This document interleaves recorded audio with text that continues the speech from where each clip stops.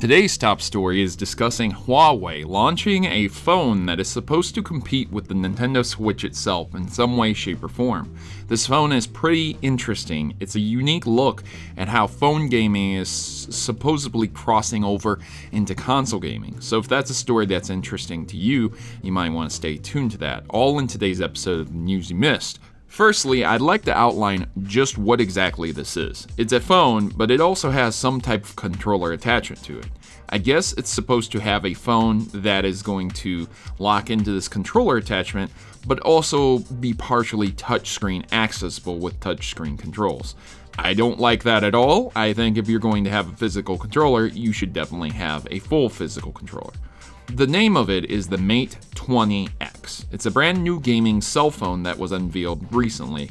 It's supposedly supposed to have a 7.2-inch screen with 1080p OLED display, compared to the Switch's 6.2-inch display at a native 720p resolution. Obviously, it's a cell phone, newer technology, more features, stuff like that are going to be rolled into it. It has a Kirin 980 processor, and there's also supposed to be extra phone space, so I guess they're referring to memory, as well as a 5,000 milliamp hour battery. So that's really cool. Now here's the problem, ladies and gentlemen. See, this is the big problem. You might be saying to yourself, well, that sounds great and good, but you know, what's the price? It's just a tiny little price tag of $1,040. So this is about as egregious as when a Sony executive walked out and said $599 US. I'm not exactly sure of how Huawei missed the bus there about how people value things and that why game consoles don't sell well when they're extremely high priced. And if this is supposed to be a gaming smartphone that's going to also do smartphone things but be able to game, that's great and all, but nothing really separates it from what smartphones we have right now. You can get a Note from Samsung and you can just pair a controller with it and put it on a kickstand and you're good to go. So what exactly is supposed to separate this? Unless they have very specific games being developed for it, I really don't think they're going to be able to compete with the Nintendo Switch. Let's also not forget that Nintendo has something known as their Nintendo games, like literally the reason why you buy a Nintendo console. Why would you buy a Nintendo console? All because they have games like Mario, they have Zelda, they have really sweet games that they produce with the utmost quality. You might not like them personally, you might be a PC gamer, you might be a Sony or an Xbox gamer more than a Nintendo gamer, but you have to respect that they've been in the game for almost 30 plus years now. They make some good games that are, generally speaking, glitch-free and launch very well compared to a lot of the competition out there. And you're launching a smartphone that's almost 3 to 4 times the price of a brand spanking new Nintendo Switch, and you don't have a full controller set for it. It's like half a controller here.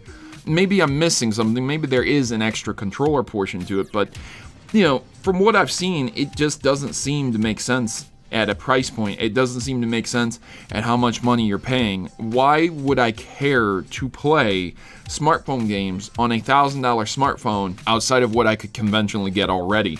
What is this giving me that the Nintendo Switch is not giving me?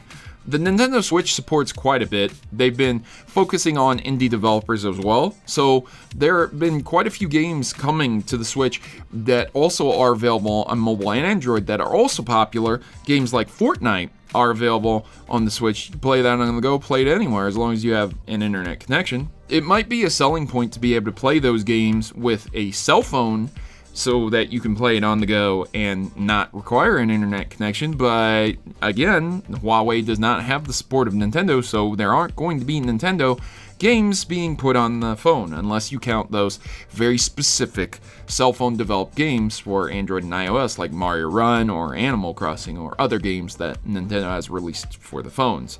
So yeah, this is I'm thinking this is going to crash and burn very hard. I'm sure people that buy it are going to use the defense that there are already $1,000 cell phones, but I will use the argument that why would you buy this one over the other $1,000 cell phones? Like, why would you buy this over Samsung or or an Apple. I mean, I don't particularly like Apple, but I know a lot of people pay thousands of dollars for Apple, so why would you buy this over an Apple that could play games as well? So I don't think this is going to appeal to casuals. I don't really think this is going to appeal to Nintendo fans, if that's who you're trying to compete with. I really don't, because they're still going to want their Marios, their Zeldas, their Mario Karts, and things like that. I don't see it appealing to Xbox and PlayStation fans.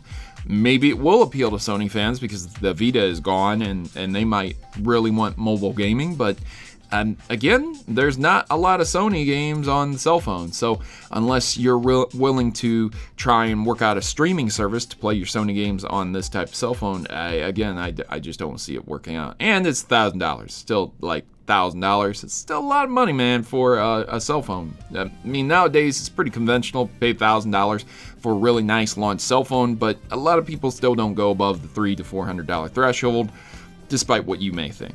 So at the end of the day, I think it's going to crash and burn, and that's just my personal opinion. But you could be completely different, and that's why I would like to hear from you in the comments down below. So if you enjoyed this video, you let me know by leaving me a big like and sharing it to other people.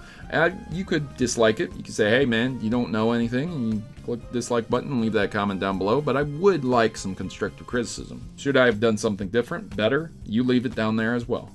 Now, I've been your host, Protomari, and I'm signing out. As always, good gaming, God bless, and I really appreciate you taking the time out to watch this video, but also, don't forget to click subscribe if you're interested in coming back, because I'll have another video for you very, very soon.